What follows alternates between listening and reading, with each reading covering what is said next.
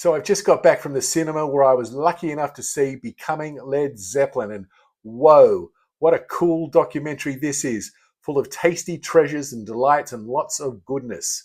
The film starts off with the power chords and percussion of good times, bad times blaring out of the speakers, and that's intercut with the credits, but also a lot of historical footage, which is really interesting in placing their lives and their young lives in the context of when they were growing up. From there, we get a situation where all three surviving band members are being interviewed separately, but all looking remarkably brilliant for how much time has gone under the bridge, or how much water has passed under the bridge. And as a bonus treat, we get the voiceover interviews and voiceovers from Bonzo John Bonham. And probably, if not my favorite moment of the video, was watching Robert, Jimmy, and John Paul react, the joy that came across their faces when they were hearing Bonzo talk. And sometimes you could tell it might have been the first time they were hearing what was being said. So as they're growing up, as the documentary continues, their interview where they're being telling us about their childhoods and what they were doing in terms of work and school and all of this. It goes into the sessions that John Paul Jones and Jimmy Page were playing, Robert Plant's bands, the appearance of Bonzo, and how they came together as this unified core. And that's beautifully exemplified when they were playing to a small crowd and they didn't know what they were going to do. And so Jimmy Page just told them all to sort of play for each other and hold each other accountable and put on this great show. And of course, it's always been an amazing thing for me that Led Zeppelin became so huge without incredible light shows or staging tricks and gimmickry. It was just four guys on stage playing, and that was really cool. I've seen a few DVDs of bootleg live performances, and they're always a treat. Absolutely love them. Also, Jimmy Page goes right into his desire not to be a singles band and not to be seen in that way, and the trickery that he pulled and the stunt with Whole Lot of Love, how he went into the middle avant-garde section, which I just call a psychedelic section. I think it's incredibly mind-bending and mind-melting. They went into that section, or he deliberately did that, so Atlantic weren't able to turn the song into a single.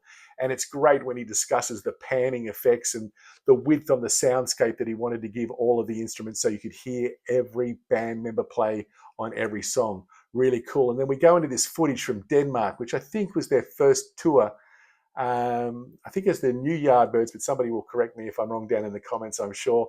And we see them playing How Many More Times, and it is stone cold awesome, featuring that call and response from Robert and Jimmy. Unbelievable moments.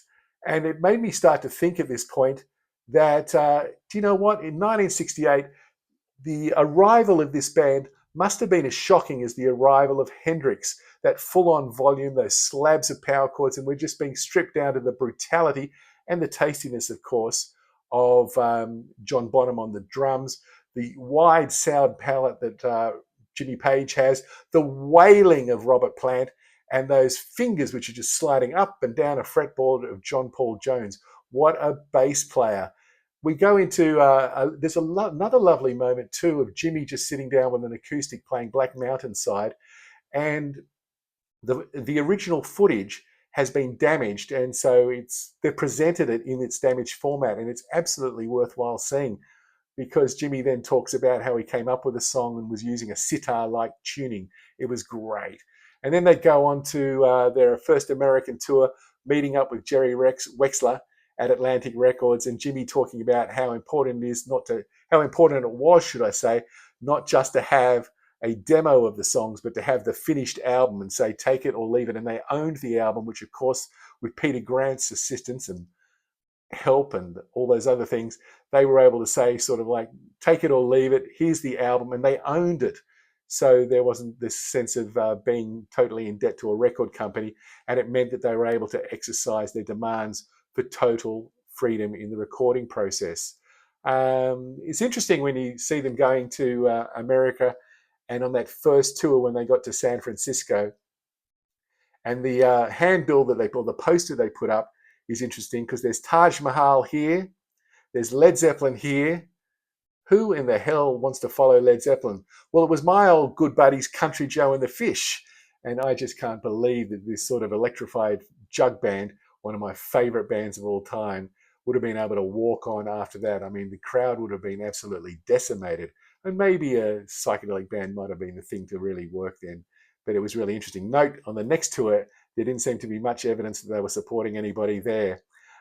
Dazed and Confused, there's an amazing performance of that. It's incendiary, and it really shows the dynamics of this band, how they were able to bring it right down to quiet and eerie and atmospheric and sometimes very beautiful, and then just at the blink of an eye, the click of the fingers, I'll just do a blink of an eye there, they were able to take it up to full throttle.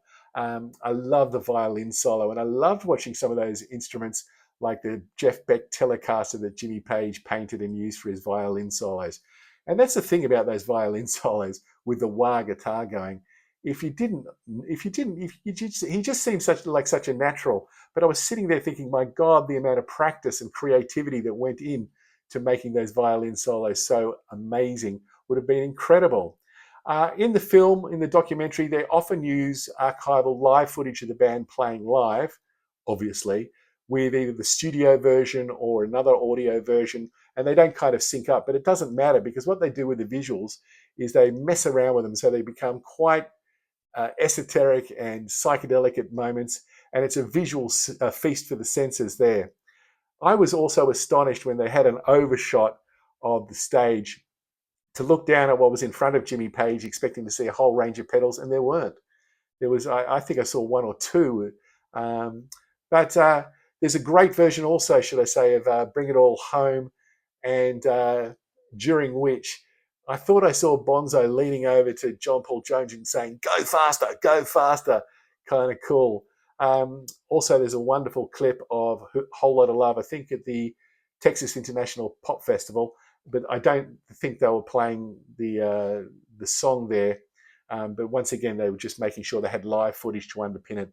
And there was this beautiful moment when they went into that avant-garde section on Whole Lot of Love, and it just stops when the drums go ba, ba, ba, ba, ba, ba, and we're expecting the solo to begin, and it cut away. And the guy sitting next to me goes, "Oh no!" It was so funny.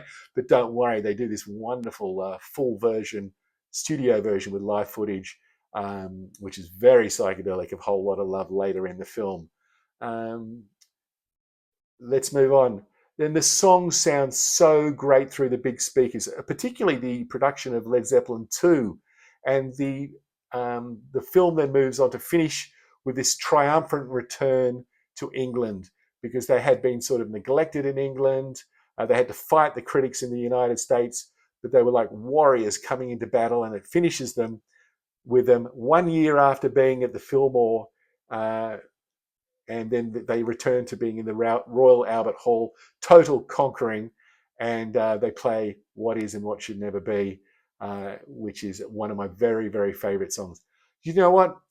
What this movie made me do is want to get out Led Zepp 1 again and have a good listen to it. I don't know why Led Zepp 1 featured more over Led Zepp 2 or affected me in this way, but it did, and I really want to get it out and have a listen to. I really would love to hear all the interviews, because these guys come across as erudite, clever, funny, sincere, authentic, and you just would love to go and have a pint with one of them, or all of them, should I say. And I hope that as part of this documentary making process, that what they did was record much more extended interviews for a movie called Being Led Zeppelin, the sequel, if you will, as we see them chart their course to total world domination. And it had already started. Not only had they come back to the Royal Albert Hall, not only had they conquered America by this point, but they'd even knocked Abbey Road by the Beatles off the charts, off number one, should I say. And that's something else. And it's a beautiful moment too, where Jimmy Page says he played on so many sessions, but never on the Beatles. Anyway, coming from a Led Zepp fan who's not an Uber fan, I found this documentary to be highly rewarding, really entertaining, and I could definitely just walk straight in and see it again. So if you are in any way a Zepp fan, an Uber fan, or just a lover of music and music documentaries, I could highly recommend Being Led Zeppelin to you. It was just an absolute pleasure. And remember, if music of any size, shape, or sound gives you pleasure, then who am I to argue with your opinion? Until next time, I hope you're doing really well. It's been a blast. Stay safe, and bye now.